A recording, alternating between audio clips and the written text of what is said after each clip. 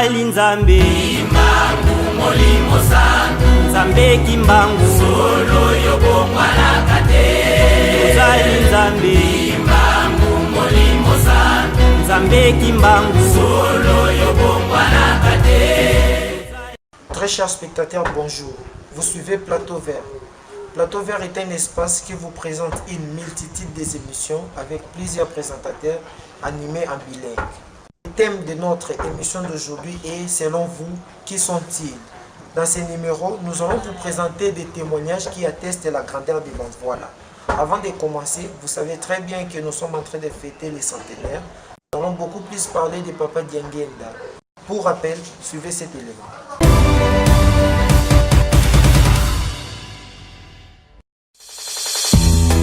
Tout a commencé en Kamba, un village situé à l'ouest du Congo belge. Papa Simon Kimbangu, alors marié à Maman Mouilo, donna naissance à 3 garçons.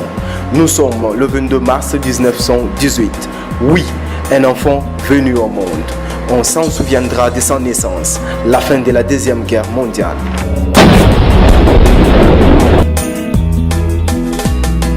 Tout comme son père, Papa Diangenda concentra toute sa vie à prêcher la bonne nouvelle du salut, à guérir les malades. Un visionnaire bourré des talents et des idées dota à l'œuvre de son père un cadre juridique, une personnalité morale, un mouvement d'éveil de la conscience de l'homme noir, le kimbanguisme.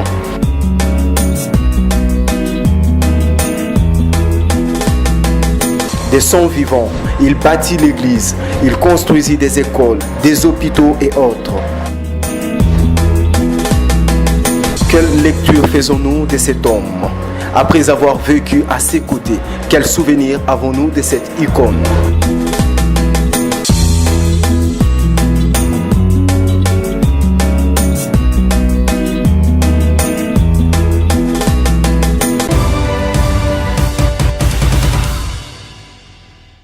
Vous le savez très bien que Papa Diangenda a beaucoup fait pour nos âmes, a beaucoup fait pour que l'église kimbanguiste soit ce qu'elle est aujourd'hui. Il a beaucoup œuvré pour que l'homme noir retrouve sa place. Nous allons suivre Papa Simon Lufulu, évangéliste communal dans la paroisse kimbanguiste de Kassavou.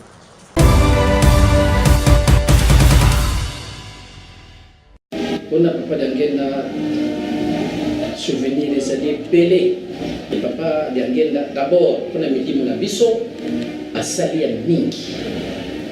Ngai moko naza koloba wa nazalaki moko ya basali ya retraite. Salisaki retraite tamboli presque Congo mobimba à l'époque Zaïre to sali musala ya nzambe. Makabe bela sali supposons ya kotonga hôpitaux ba école bandako ebele botendele ba élevage sur le plan matériel à souvenir article biso lingomba na ndenge pene sengele te emonana te église penza ba temple ba élevage ba dispensaire ba école vraiment ba souvenir les ebele sur le plan spirituel retraite concernant centenaire notre testament article biso to continuer kaka na lilo wana alobaki na biso ete bana na ngai article bino makamisa bolingo mibeko misala soki bokangami kaka na wana ezali souvenir na bino monene mpe bomengo na bino mpe bisengo na bino ekangami na makamisa wana yango totikala nango kino mokoma lelo. Papa Diangenda physiquement, azali 100% montre. Spirituellement, 100% nzala. Pour ngai. Kono yazalobi ata bondipeli ngate ke nazali mo. Ata oyo nazali kosala bondipeli ngai te. To moni makambo ebele papa komalo basali. Koseku sa bibembe. Oguérir ba malade ndenge na ndenge. Pour résoudre les problèmes, nous se trouvons au passage en haut. Et puis prévoyant. Après le grabisson, nous se trouvons au passage pour le grabisson et c'est réalisé. Bon, nous avons oyo akolobela mabomba mezali kati na yo obenga imani. Donc pour moi, j'ai quitté ça pour ça, puisque physiquement, Azako vient à Bisso, Azako Kambi na Bisso, et spirituellement, Azali Nzambe, puisque Azali pour ça, Makambo Oyo, Yakokamo.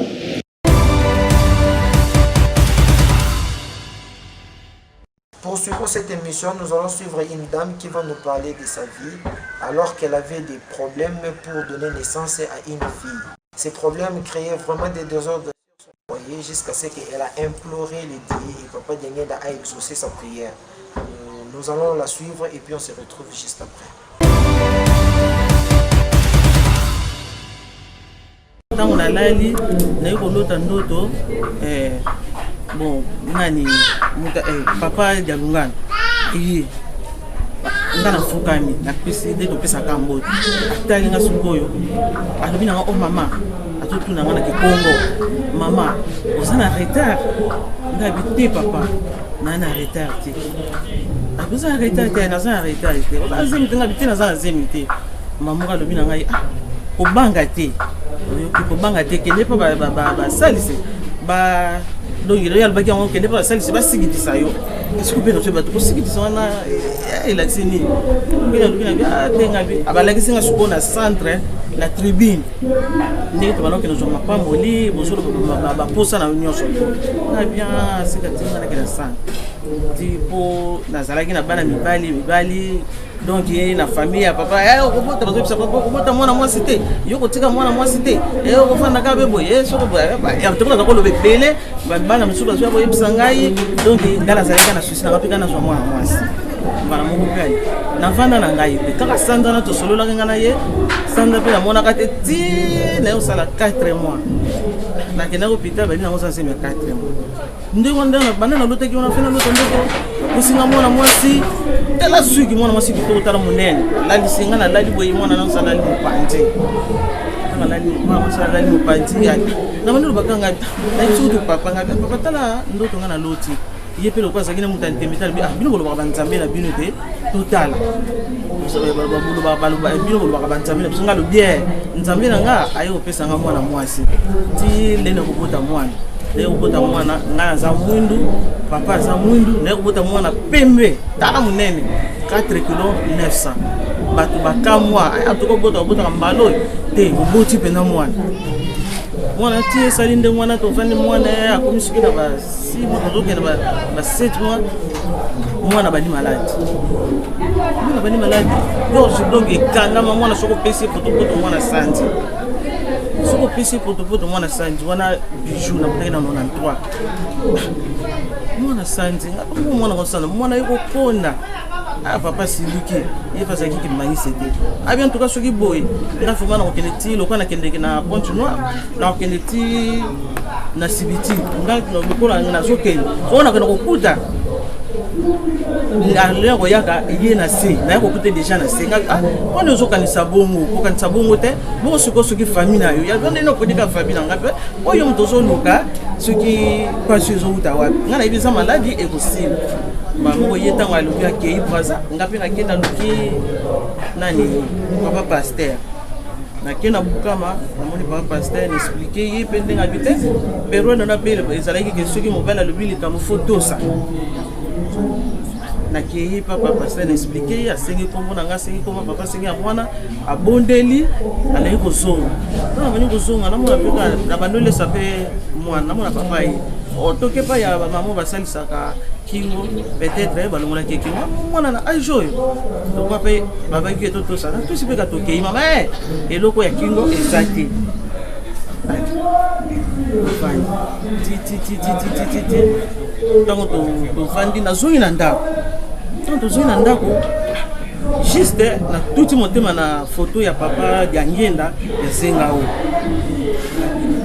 na tinga bi na tomboli pele boso na tomboli mwa na okala photo ngabi papa mokile yebike yo ozanzambe na ngai lelo yo tala mbule beta ke pa na ngai mbula oyo soke bete pa na ngai batu bakoseka ngai te me bakoseka yo papa Diangenda po ba yebi yo ozali nzambe na ngai bamoko ngai yo nalali nyonso yo kosala mwana oyo yo sala po nalukaki ye nakisi te yo moko nde na bolingo na yo olotisinga ndoto olobi nanga kende pa ya basalisi basibilisa yo nakendeki mpe na centre ti naye kozwa mwana oyo ngai yo nalali nanga petit papa mpe aye na butu kaka ye na butu le tokendeki pa mama na toye kamara ene elobi na ntongo aye oh mami na moni ozolesa mwana na difficulté mwana aza na problème ya gorge oza na mbongo yabi mwa mbongo ezali ngai papa lobi mwa mbongo ezali otokende na site otoki na site pa docteur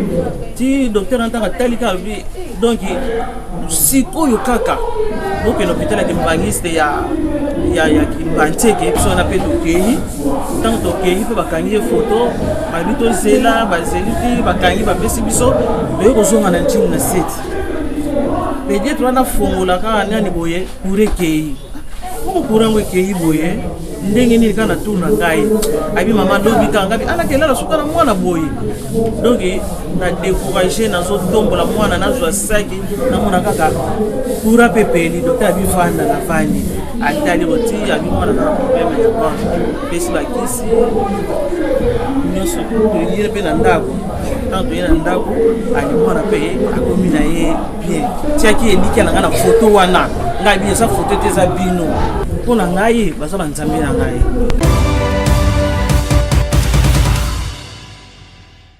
Faisant d'une pierre deux coups, nous allons à présent changer de chapitre pour passer du miracle à l'aspect social. Papa Diangenda a été très sensible aux problèmes sociaux des autres. Elle est toujours à leur rescousse. Nous allons suivre une dame. Elle a été scolarisée par Papa Diangenda alors qu'elle était chassée de son école à cause de l'église kimbanguiste. En 1962, quand nous avons été à l'école primaire, il y a l'armée du Saline à Sousa. Bon, les allés qui, ceux qui dimanche, ils ont la classe, ok, église, lundi, j'étais zate, bapé sur punition, au coup de bon, la parole ce qu'on appelle, ceux qui samedi au répéta qui, dimanche, au tangité, bapé sur 3 jours, dans le couloir, au coup de la répétition. Le wana chorale, ils allaient dirigés par papa Ndomas Joseph. Yango wana, ceux qui n'ont pas eu de les gens qui ont église, ceux qui ont église na école, ba ko benga ngai. Ceux qui n'ont pas église na église na paroisse ba ko benga ngai. Bon ngai moko na makanisa ngai na lukaki na la nzela moko. Na zao kenika toujours na paroisse. Bon ceux qui n'ont pas ba benga ngai directeur à l'objet au banda lelo au kokota sous classe pour la nini bo kende pas Diangenda alukila bino ba classe na bino. Bon tant la longa kuna na kenaka na ndako te papa parana ke ngoyebisa bango mais na kenaka direct même papa Diangenda na mokoto na yebisenga bi papa kuna ba bengani nga balobi lukila biso ba classe to kota. Alors à partir de wana papa Diangenda salenga mukanda atinda kanga na directeur to azalaki na école primaire na Bondo 112 kuna ndena kena kota 6e na ma Christine Diangenda. Alors tant to kota 6e wana to zalaki plus de 80 boy. Le quoi pas mona que batu bazaki belé bana bazaki belé bakabola ki sona ba 6e balé batindi biso na 6e oyo zaki na yingende na numéro 50. Kuna ndena sisaki 6e année mobimba tant na longwe kuna de batinda ka biso na Kimbanseke. Kuna na Kimbanseke le quoi la 6e. Ezalaki tous les 24 communes ezalaki le wana 12. Ba classe ba 6e ne so zaki kaka école secondaire zaki ka moko. Alors baza kotinda biso na Kimbanseke. Kuna na Kimbanseke ezalaki 26 premier CO, 26 deuxième CO. Ceux qui bolongwe kuna nde batindi bino na matete. Alors à partir de wana natika na souvenir monene epa ya papa Diangenda. Pamba te na bolingo oyo azalaki nango. Ceux qui asalaki ba classe wana te. Na yebite lokwa ba bengana ngai kuna na ligana suka na niveau nini. Yango wana ko bana mukolo wana tina lelo oyo na mona ke bokaboni na ngai. Esika na lukwa nzela malamu nde yango wana. Po na landaki mina rival bafutela ngai te, na landaki makamsute me, na landaki kaka na kende kuna na église esika lobiko na ngai ekouta. Ya solo na ndenge papa Diangenda siliko tia ba église ba école, ba hôpital na monike na bolingo oyo aza nango ya bonzambe. Soko talineti na école primaire banoki mbangise bana na bango bazotanga kuna. Na école secondaire banoki mbangise bana na bango bazeliko tanga. Et voir même dans l'université.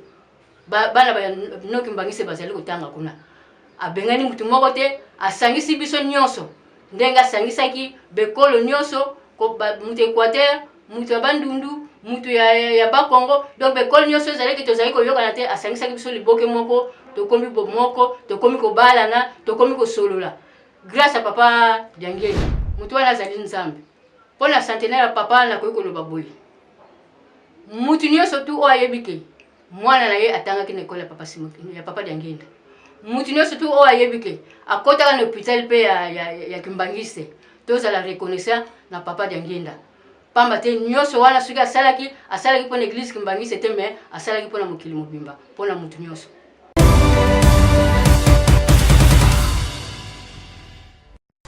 Voilà, c'est par ici que nous allons boucler complètement ces numéros. Vous aussi, si vous avez des témoignages, vous pouvez nous écrire sur les adresses et numéros qui s'affichent au bas de vos écrans.